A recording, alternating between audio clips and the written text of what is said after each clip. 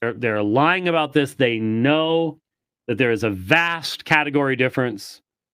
They know that, this is the same theological buffoon who was the one who said Calvinist parents are perfectly fine with the children going to hell as long as they get theirs. As long as the Calvinist parents get into heaven, they don't. That's cool. Okay.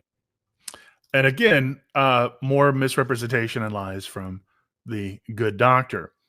My criticism, he keeps bringing up Baalgate.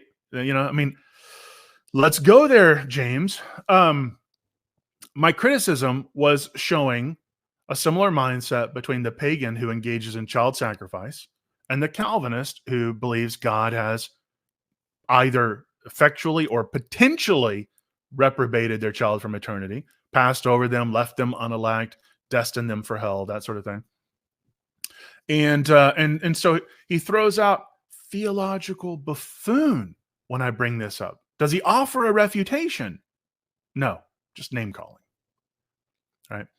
Ad hominem is the last defense of the defeated. So everybody pay attention. This is why the good doctor for years has ran from a theological debate with me. It's not that I'm a great debater. I'm not. There are way better debaters on my side of the aisle than myself. It's just I happen to have the truth on my side, and James knows that, right? So how bad would it look if this theological buffoon thoroughly trounced him in a formal theological debate? He can't handle that. His ego, his audience, his industry can't handle that. I understand. He has my sympathies, right? It's a difficult position. But I never said Calvinist parents are okay with their children going to hell. What I said was they're okay that God does that. Now this would be more of like a Mott and Bailey. And again, I think the good doctor is doing this here. So when the pagans would sacrifice their children, this was in a time where infant mortality rates were astronomical. You could have 8 pregnancies without having one come to adulthood. I mean, it was ridiculous. Children die in the womb, children dying during birth, shortly thereafter, getting sick. They would marry off their children to gain influence and political power. They could get a dowry if they had a daughter, and make money off this. When they became older, they looked to their children as a source of retirement and provision for them. When the children were healthy and young, they could help out around the farm or hunting or whatever they needed doing. And so children had an immense value to the pagan. Immense. I would dare say far more than our modern culture, which just aborts a child because it's inconvenient. Back in their day, that would have been the greatest of sin. Even for somebody who's sacrificing a child to a pagan deity would have just said, "You're aborting a baby? Like, that's disgusting."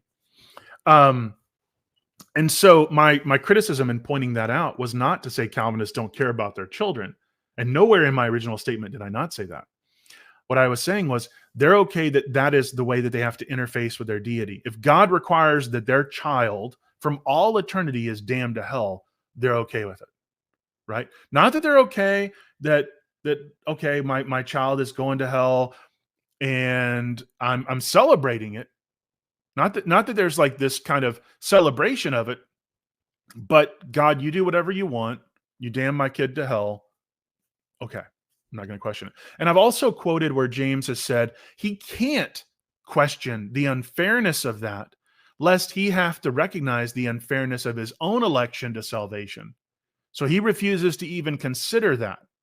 So I've shown the cognitive dissonance and the stubbornness with James on this position.